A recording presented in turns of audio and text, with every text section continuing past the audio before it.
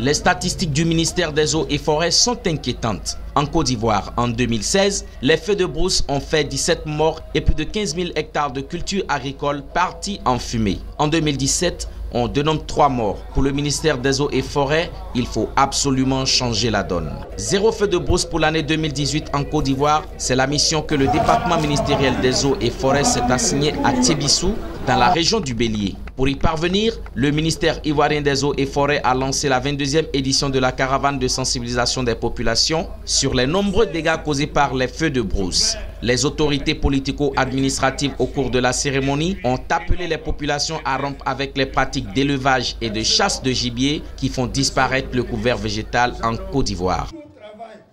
Les feux de brousse sont tous devenus de véritables fléaux qui mènent le désarroi et la tristesse dans nos villages. J'en veux pour preuve la mort d'hommes, les incendies de villages, de pâturage et même de récoltes.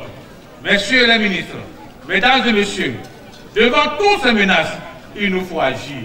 Il nous revient, lors des cérémonies comme celle que vous organisez ce jour, de sensibiliser, d'éduquer et de former les populations aux enjeux de la conservation de notre patrimoine forestier. La région du Bélier, région à fort potentiel végétal, n'a pas été choisie par hasard pour le lancement de cette campagne de sensibilisation selon le ministre des Eaux et Forêts. Richard Donwayi a passé en revue les statistiques des méfaits des feux de brousse antérieurs et a sollicité les populations à la préservation du couvert végétal, gage d'un héritage de richesse forestière et halieutique nationale, de sauvegarde d'un climat vivable. Cette année encore, la caravane va sillonner plusieurs localités du pays en vue de sensibiliser les populations sur les dangers que constituent les feux de brousse, surtout de la période de janvier à mars. Les résultats enregistrés en 2016 après le passage des feux de brousse sont inquiétants. 17 personnes décédées, 10 villages détruits, 1100 hectares de forêts décimées, 15 000 hectares de forêts de culture ravagées, d'importants dégâts matériels occasionnés, évalués à plus de 204 milliards de francs CFA. Perdre en quelques minutes le fruit de dures années de labeur, de sacrifices personnels est une situation à la fois insoutenable et inacceptable. La phase de sensibilisation sera suivie d'une autre dite de sanction à tout contrevenant aux dispositions prises pour sauvegarder le couvert végétal en Côte d'Ivoire, a souligné le ministre en charge du dialogue politique, le PAS Premier ministre Jeannot Ahoussou, parrain de l'événement.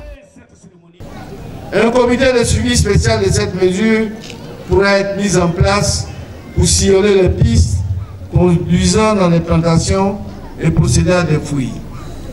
Surtout au niveau des éleveurs et des bouviers. Et nous devons veiller particulièrement, car tout éleveur ou bouvier qui se déplace avec un objet inflammable doit être systématiquement soumis à un contrôle, sinon à une sanction.